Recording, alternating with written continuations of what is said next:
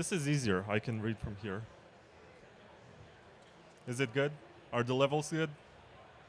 Can everyone hear me right now? Okay, thank you. Thank you for coming. I guess there's going to be some feedback from the speakers. If that's the case, It's fine? Okay. Hi, welcome to the Bitcoin mini event. It's really amazing that we can have a Bitcoin event in the middle of an Ethereum conference, because as far as I'm aware, there's no Ethereum event in the middle of Bitcoin conferences. So maybe that we can find a compromise for the BTC 2026 event in Las Vegas or whatever. Give our Ethereum brothers the chance to present what they can do for Bitcoin. Because honestly, if you walk into this venue and you see that expo, which was done by Bob Somerville, who is here in the audience, you're going to realize that there's a lot of intersection between early Ethereum and Bitcoin. And these projects were supposed to be siblings. Ethereum itself started out as a Bitcoin 2.0 project. At the time in 2014, a lot of people were trying to bring new use cases for Bitcoin to make it more useful. And Ethereum just happened to be the project that was most successful from that whole roster of projects like Mastercoin, like NXT, Counterparty. We're going to have one of the creators of Counterparty on stage here in like 30 minutes or something.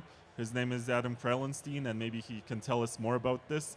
But my point is that there was always, in the beginning, a friendship between Bitcoin and Ethereum.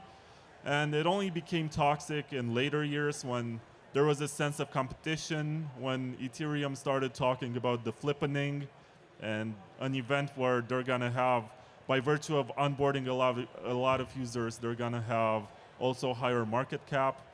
That thing never happened, but I think today there are a lot of bridges that are being built.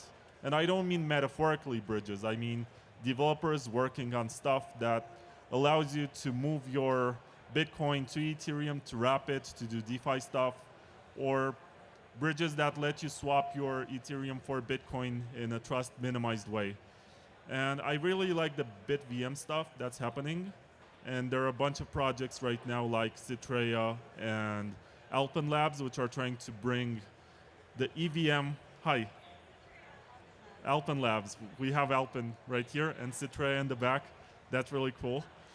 So you are trying to bring the EVM functionality directly to Bitcoin with a rollup, which is really amazing. I don't think we could have had this if it wasn't for Ethereum. And it's sort of unfortunate that the communities became so tribal that they don't talk to each other. But it's beautiful to see the people who have come here today and have a lot of stuff to say about making this cypherpunk utopia happen. Because this is what it's always been about, just being able to transact without anyone's permission, being able to benefit from banking-like services without actual banks, trying to replace institutions altogether.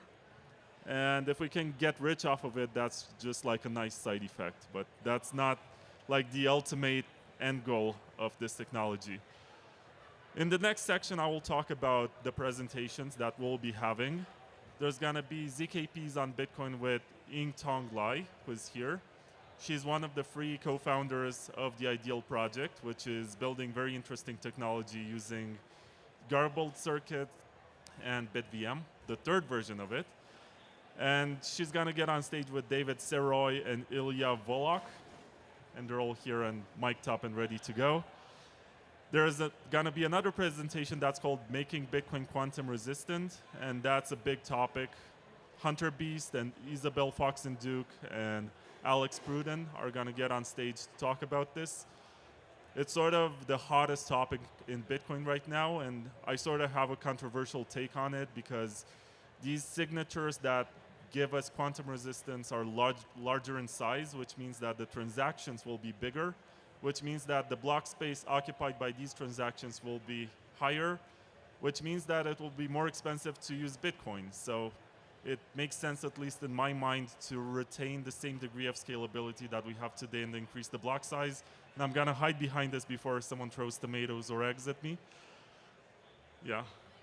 Increase the block size to keep the current scaling of Bitcoin. Then there is a talk about Bitcoin native DeFi, the future of meta protocols. That one is going to be hosted by Adam Krelenstein, one of the three co-founders of Counterparty, which is like proto-Ethereum from lots of points of view. It could do tokens, it could pay dividends to shareholders in decentralized companies, and it's just so cool. Like, I'm sorry that Counterparty was not more successful, but I think the ultimate use case for it was rare pepes. Does anyone here have rare pepes? You have rare pepes. That's great. We should trade some.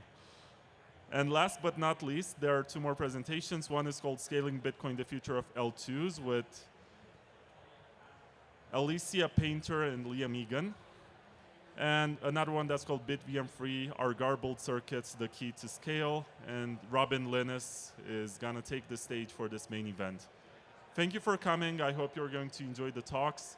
And without further ado, I'm going to give the floor to the speakers for the ZKPs on Bitcoin panel. And they are Ying Tong Lai, David Seroy, Ilya Volok, and the moderator is Keegan McClelland. I hope I pronounced this correctly. Is that correct? McClelland? McClelland? McClelland, okay. I'll hand you the microphone, guys. Enjoy.